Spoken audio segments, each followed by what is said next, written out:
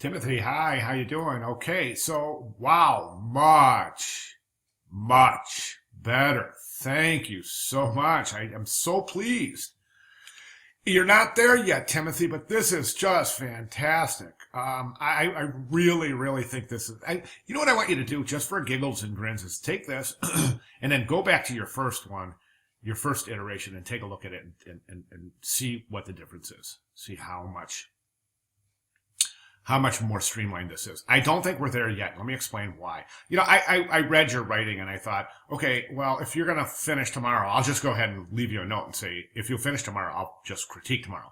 So, but what I want to say is that a couple of things I want you to concentrate on while you're working towards tomorrow is this. Okay, so this is great. You've got your title in the same spot on every page, so the viewer doesn't have to think about jumping around the page. You know it's going to be there every page. Sets a nice cadence, good timing.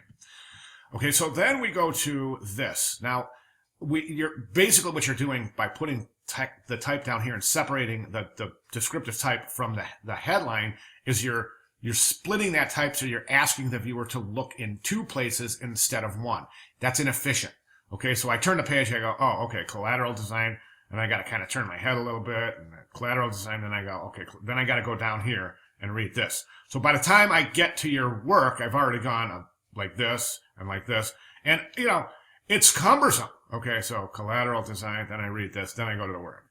Then I go here, then I go here, then I go here. Then I go here, then I go here, then I go here. Why don't we just group the title with the description? You have to use page numbers in a portfolio, by the way. Just group the title. There's your title. There's your description. Leave it at that. Okay? You can, you work your typography here to give the page some sort of design embellishments. I wouldn't use this because it's the only thing on the page. In graphic design, whenever you have one thing on a page, get rid of it. Unless you're going to use it more than once, it's going to create something that is not going to be harmonious. So if it's not used more than once on a page, get rid of it. Okay? So that goes, and I would reformat that bottom page right there. So other than that, I think everything's looking good. Let me just go real quick, a couple of things I'm seeing. This business card is super, super busy. Really busy. And I think that I've noticed a propensity for you to over design in some areas. And that's okay. That's okay. I mean, it's a visual stimulation, right? It's easy to do. But you have to remember that you keep the viewer in mind.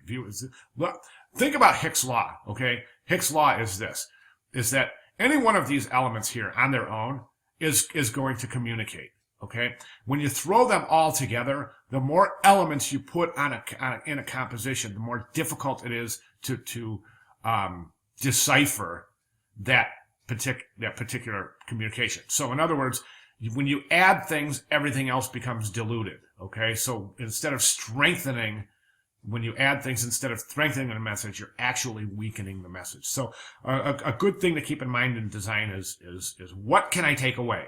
What can I take away? And I think there's a few things here, obviously, that would fall into that category. Okay, so I see where your kind of branding comes in.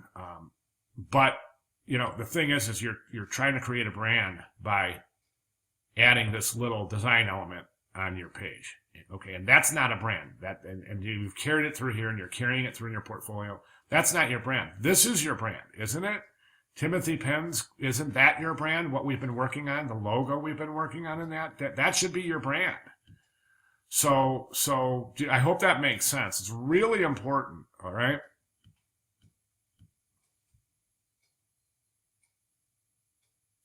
Okay, let me see. There's something else I saw that I wanted you to think about.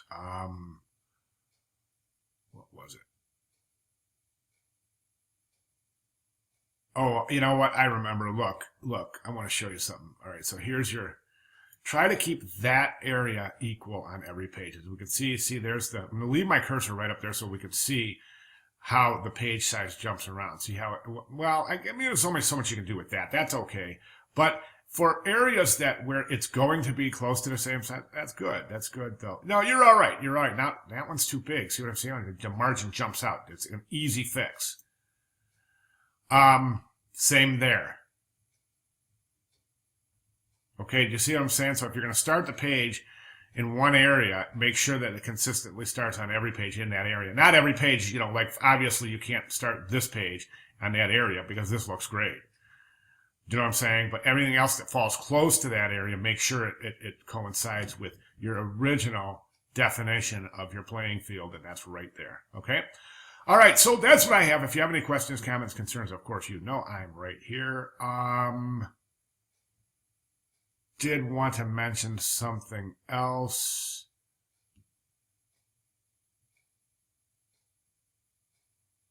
What was it? Oh, I remember. Web and digital design. There's your 4 subpages. That's awesome. These are subpages. This isn't additional web and digital media work. So if you have a banner or something that you want to get on there, these are just subpages of your website. So this would have to be something that would be additional to your website. Okay? All right, good job. Any questions, please feel free to get with me. Thank you.